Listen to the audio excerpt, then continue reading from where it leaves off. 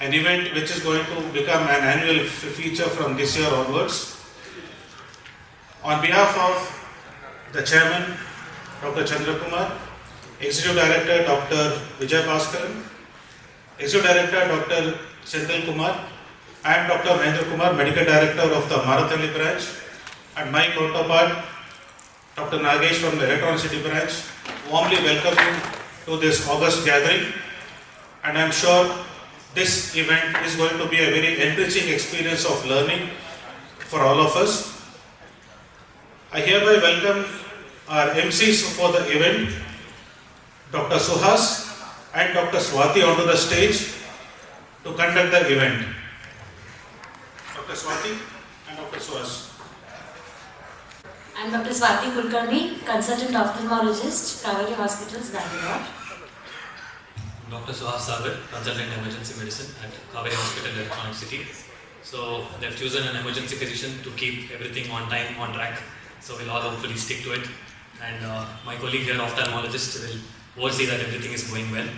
So we move on. This year, as Kauvery Hospitals complete 25 years of excellence in healthcare, what better way to commemorate this milestone than to initiate the Kauvery Annual Heart Summit? We at Kauvery Hospital, we believe in a vision called Cheers, with C being continual improvement with a heartfelt personal touch, ethical and empathetic care with real accountability, which eventually gives us a complete service excellence. With that, we will be starting our first session on heart failure. I invite our panelists for session 1, heart failure, which will be Dr. Rita Varyani, HOD and Senior Consultant from Satya Sai Hospital, Dr. Lalita, Senior Consultant Cardiology from Vaidehi Hospital, onto the dais please. By the one and only Dr. M. Chenniappan, please sir.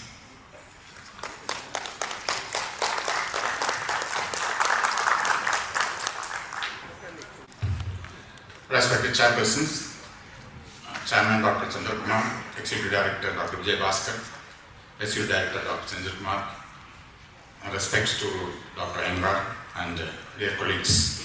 It's an honor and privilege to be here to inaugurate the inaugural speech on the first Heart Summit of this glorious 25 years of Kauvery Hospitals. I congratulate personally the Chairman Dr. Chandrakumar for completing this glorious 25 years. So I'm also privileged to give inaugural talk, and I'm also privileged to give the only medical therapy talk in this medical summit. So it's also once again a privilege.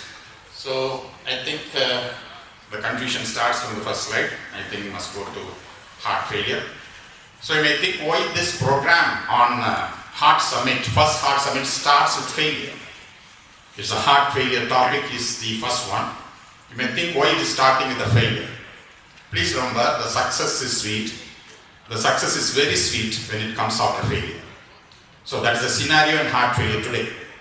We are meeting a huge success in the treatment of heart failure through drugs, devices and surgical means.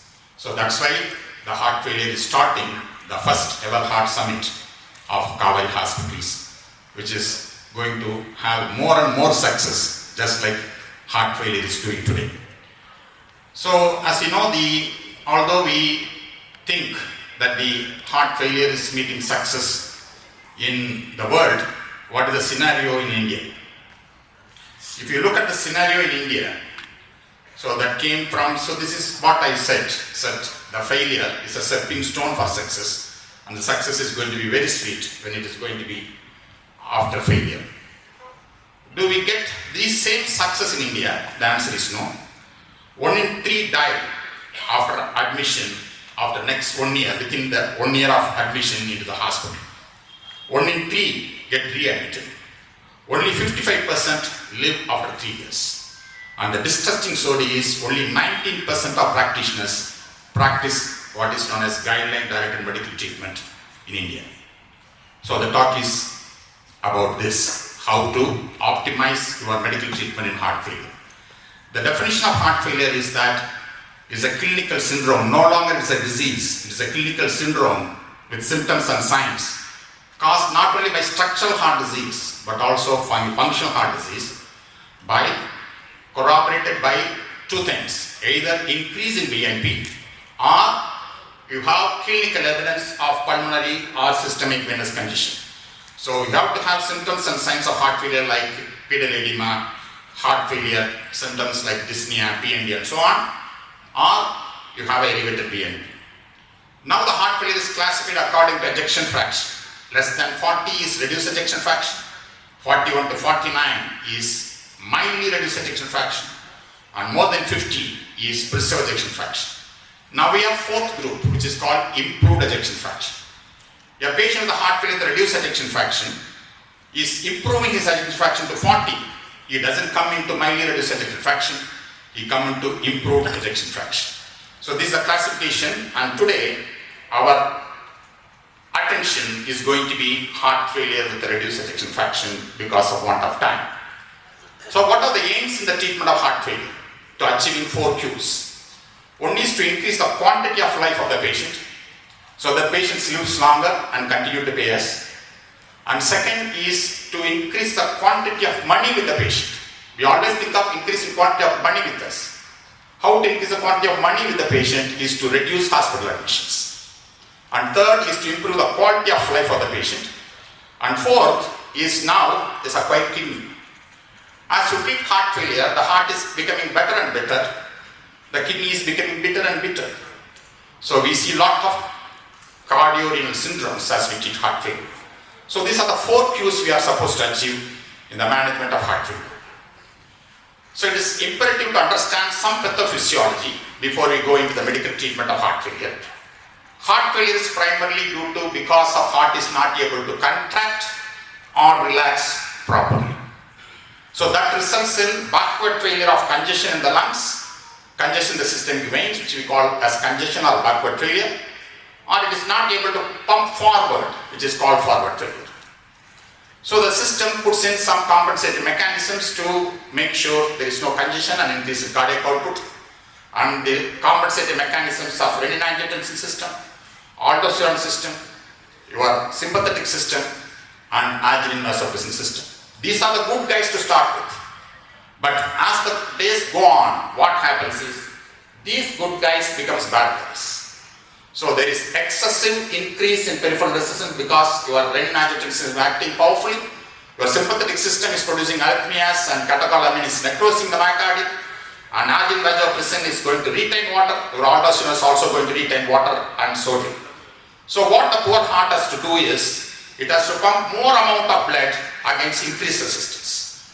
So this is because these bad guys are, to start with, they are put in to make sure the congestion is relieved, the cardiac output is going to be improved. We met success in heart failure when we started blocking these compensatory mechanisms. So to start with the medical therapy, what is very important is general measures first. Correct the correctable cause. Don't keep on treating aortic stenosis dyspnea without correcting aortic stenosis. Then of course the important thing of a heart failure patient is to give him a weighing machine. Any weight more than 2 kilos in 3 days, he is assuming is actually increasing his fluid overload. So adjustment of diuretic at this point in time will prevent exertion of heart failure. Heart failure is not like a flu. He cannot stop medicine within 10 days. He has to continue the medicines.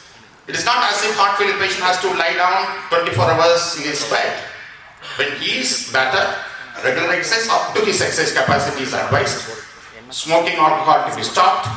Patient should take less than 3 grams of salt and take 1500 milligram of fluid per day. The vaccination is more important today. Pneumococcal vaccination every 5 years, flu vaccination or steroids, glitazones, all will exacerbate heart failure. And any heart failure go into precipitating cause. The basic heart failure may be there, basic etiology of heart failure may be there, but one cause may be precipitating heart failure. If you are not treating this precipitating heart failure, the patient is going to keep on coming to you because you are not addressed what is precipitating the heart failure. A for anemia, arrhythmia and alcohol, B for beriberi, C for cardiac toxins, D for drugs I said in the last slide, and severe exercise, emotion and pulmonary embolism, fever, goiter, hypertension, hypoxia, infections, giving 3 to 5 bottles of saline. So some of the general practice, when the patient says he's tired, he will deal 5 bottles of saline in a patient with a heart failure. They will build up the pulmonary edema. So always go into treatment of the precipitating causes. This is a slide I am using for the last 20 to 25 years from OP. This tells you how our compensating mechanisms are not working, and actually they are increasing the episodes of heart failure. So now we have to block these compensating mechanisms. So how to block this mechanism? First one is to block the renin-angiotensin system. The renin-angiotensin system can be blocked by either AC inhibitor or angiotensin receptor blocker. These are the first drugs which gave us the success in heart failure in 1987 by consensus trial. They are mortality reducing drugs, so they improve the quality of life of the patient. Check creatinine and potassium before you start and keep checking them for potassium increase. Avoid them in a dehydrated patient who has got already low sodium, because the first dose hypotension is very common. The most important lesson is up titrate the dose. Don't be starting with the 2.5 milligram and keep 2.5 milligram throughout his life. And even the patient's neighbor coughs, we stop AC inhibitor. Patient need not cough. If the patient's neighbor coughs, we stop AC inhibitor. But please make sure patient is motivated to accept the cough and continue AC inhibitor. Because we can say this is going to save his life, he will accept the cough and continue AC inhibitor. Contraindications are pregnancy, bilateral renal stenosis, severe renal failure, and hyperkalemia. And always the debate is between AC inhibitor or ARB in heart failure. AC inhibitors are the best in heart failure. If they are not tolerated, because intolerable situations like this, we can switch off to ARB. The only ARB which is used in heart failure is valsartan. So next success mechanism was, in spite of this AC inhibitor, patients were still dying. They died because of an arrhythmia, because of sudden death. This is because of increased sympathetic activity producing the arrhythmia. The next system we have to block is sympathetic system. The sympathetic system is blocked by the beta blockers. The 3 beta blockers used in heart failure are bisoprolol, carvedilol, and long-acting metoprolol. None of the other beta blockers are used. A very small trial is for nebivolol, but we prefer these 3 drugs. Once again, the most important practical point in starting a beta blocker is you have to start the beta blocker in a stabilized patient, a dry patient. You should not be starting beta blockers when the patient has got acute pulmonary edema. And once again, after the dose, starting beta blocker is not enough unless you have the heart rate of less than 60 per minute. So you may be patient on a beta blocker, but the patient heart rate is 100, your beta blocker is not working. So make sure you attain that heart rate, and don't start beta blocker whenever the BMP continue to remain more than 1000. The patient will get exacerbated heart failure. You know the contraindications for beta blockers. The next system you are going to block is aldosterone, which is going to retain sodium and water and increasing the preload. The aldosterone is blocked by 2 aldosterone inhibitors, mineralocorticoid antagonist, MRA they are called. They are spironolactone and eplivino. Once again, look at the creatinine and potassium. Only when it is 2.5 and the potassium is less than 5.5, you are supposed to start. Don't combine all the 3, AC inhibitor, ARB, and also aldosterone antagonist. Combine either one of them. And spironolactone, the most important side effect is gynecomastia. Eplivino is a selective MRA. The ideal candidate you can actually guess when the patient is on full dose of AC inhibitor, still his potassium is little on the lower limit. It means the patient has got excessive aldosterone in the system.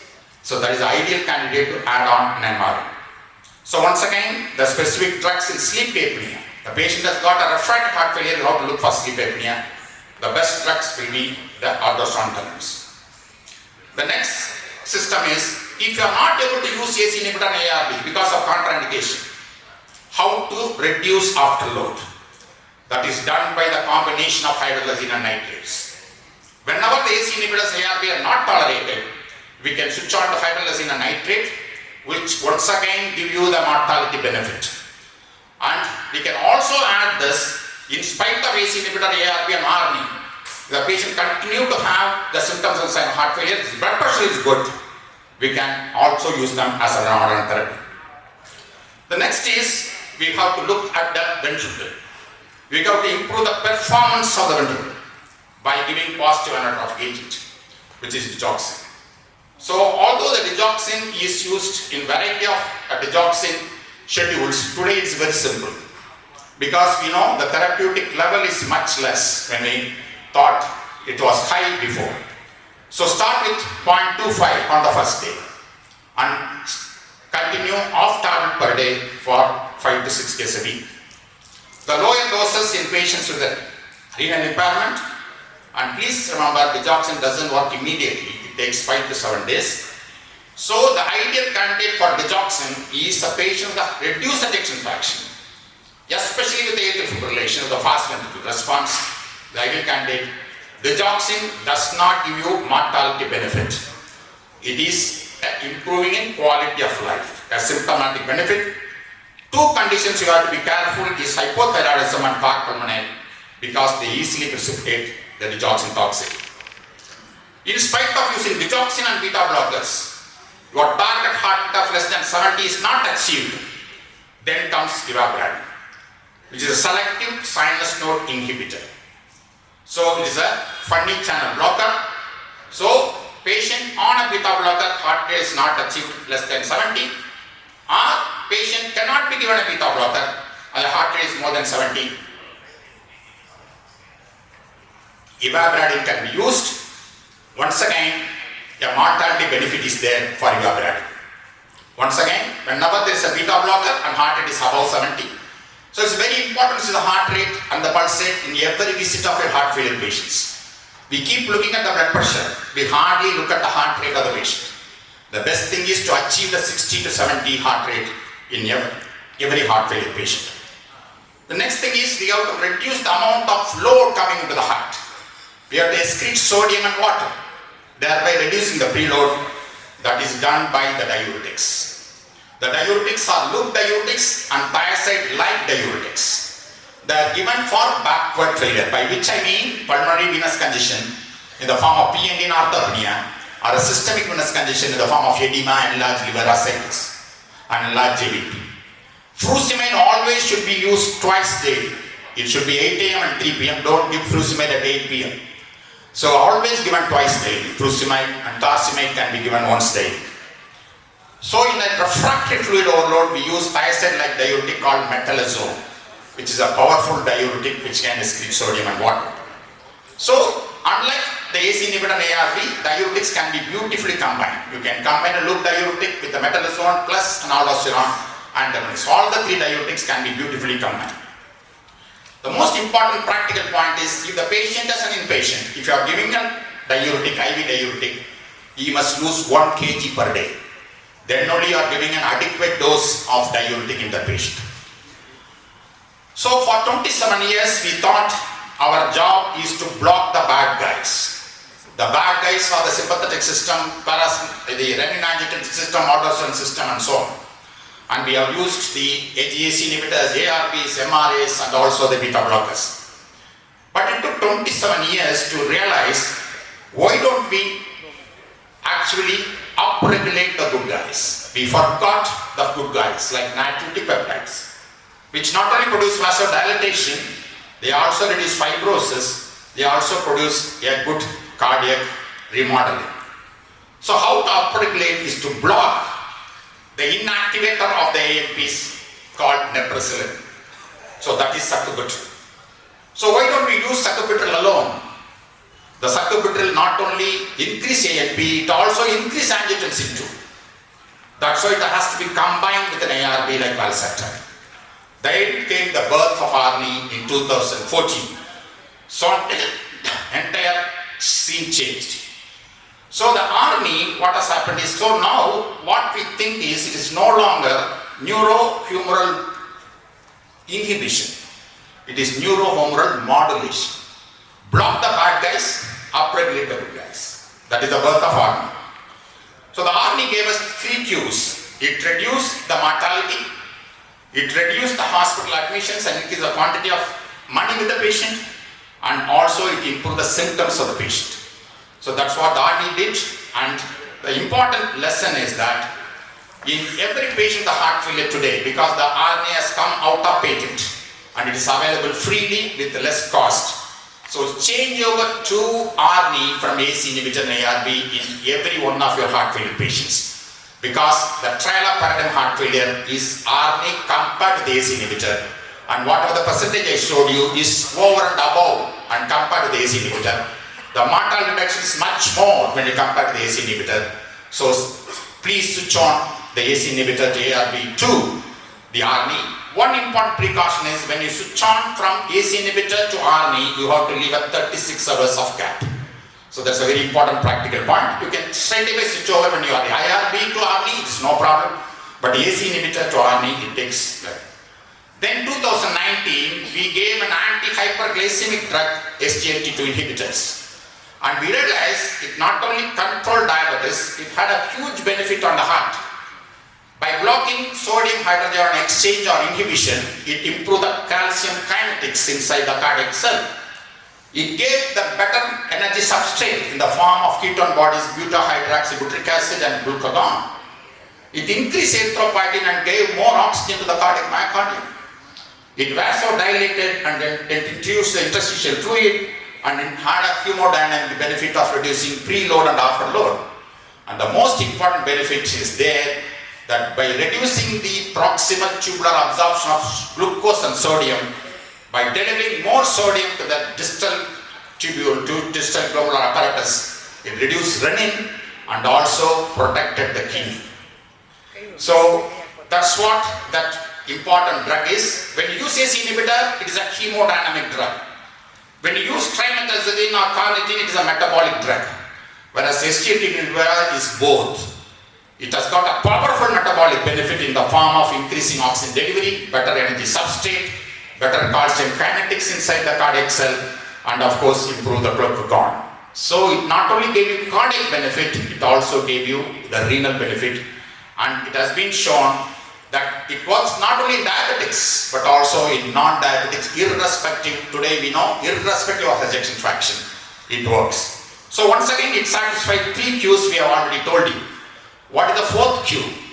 So these 2 drugs have shown, as you treat heart failure, the decline in GFR is halted or reduced. So that's what these drugs gave us, the 4th Q of quiet kidney or protecting the kidney. So that's why the SGLT inhibitors are the sensations today in the treatment of heart failure, be it diabetic or non-diabetic. Too good is also a problem these days. We have too much of drugs in heart failure, drug jam in heart failure. We have ACE inhibitors, ARBs, beta blockers, diuretics, hydrogen nitrates, trimethazidine, RNA, the oral anticoagulants, anemia treatment, and 2 fellows are coming, versicolite and omecamtiv are coming. So we have confusion, what drug to start, what drug to add, what is the time frame. So that's what the problem is. Let us say one option is start like history. First is ACE inhibitor, second is a beta blocker, third is MRA, 4th is RNA. Then of course you are a SGLT inhibitor. It will take 6 months for your drugs to come into the patient. That's why we suggest this rapid sequencing of this fantastic 4. The fantastic 4 are beta blockers, angiotensin inhibitors, MRAs and SGLT inhibitors. So for that we like you to look at the blood pressure, heart rate and whether the patient is dry or wet. If the patient's heart rate is good and the BP is normal or high, is dry, start with beta blocker plus SGLT inhibitor, then add RNA and MRA. Of course, when the heart rate is not high, it is low, but has got a high BP, is a wet patient, start with RNA with the SGLT inhibitor and subsequently add MRA according to the potassium. Once the patient is dry, add a beta blocker. But the patient has got a good heart rate and blood pressure is dry, start all the 3 together, beta blockers, RNA and SGLT2 inhibitor, and checking potassium and MRA. In this way, you can get these drugs in place in 4 weeks. So that's why the most important number in heart failure reduced fraction is 4. You achieve the 4 Qs with 4 drugs in 4 weeks. So that is the essence of medical treatment in heart failure. So now the drugs can be divided into quantity giving drugs and quality giving drugs. The quantity given drugs or the quantity increase the quantity of life or the ACE inhibitor, beta blocker, hydrogen nitrate, mRNA, RNA, SG2 inhibitor, and of course the quality given drugs are RNA, SG2 inhibitor, loop diuretic and digoxin. In this situation, the doctor is happy because he is increasing the quantity of life for the patient. And here the patient is happy because he is able to live without dyspnea, edema and so on. And next thing is the protecting the kidney by SG2 inhibitor. Here everybody is happy, including the nephrologist. So this is the essence of the patent. Then the new drugs which are going to come are Versiquat and Omecamtiv. Versiquat is already available here. Versiquat acts by sensitizing the soluble guanide cyclase for nitric oxide. So it will have a better utilization of nitric oxide in the body, thereby it is promoting all the good things. It reduces remodeling, it reduces myocardial thickening, and also remodeling and fibrosis, and also has got a vasodilatation. Today the indication to Versiquat is a patient coming with repeated episodes of heart failure in spite of all your drugs in place, the fantastic four in place, diuretic in place, digoxin in place. In spite of that, the patient has got recurrent episodes of heart failure. Now the drug to be used is Versiquat, although it's very costly. By the time I tell you these drugs are so costly as Versiquat, the patient will not have money to buy food. Naturally his cholesterol, diabetes and everything will come down. So this is a slide I use as the last slide in many of my talks of heart failure for the last 20 years. And the progress we made in heart failure is telling us how many modifications I made this slide. I made 3 modifications to start with. Today I am telling you how many modifications I made in this slide. The heart failure is nothing but a weak horse pulling a full load of wagon up the hill. Your full load of wagon is the amount of invested into heart. The hill is your peripheral resistance against which the heart is working, and the weak horse is your weak myocardium. So this is the scenario of heart failure. You use diuretics, venodilators and empagliflozin, dapagliflozin to reduce the amount of load in the wagon, reducing the preload. By making the surface plain, instead of the horse climbing the hill, make the surface plain by the vasodilators like ACE inhibitor, ARB, RNA, hydrogen nitrates, and EMPA and DAPA, now Versiquat. And if the horse is not moving at all, whip it by positive inotropic agent. But if you keep on whipping the weak horse, it will die.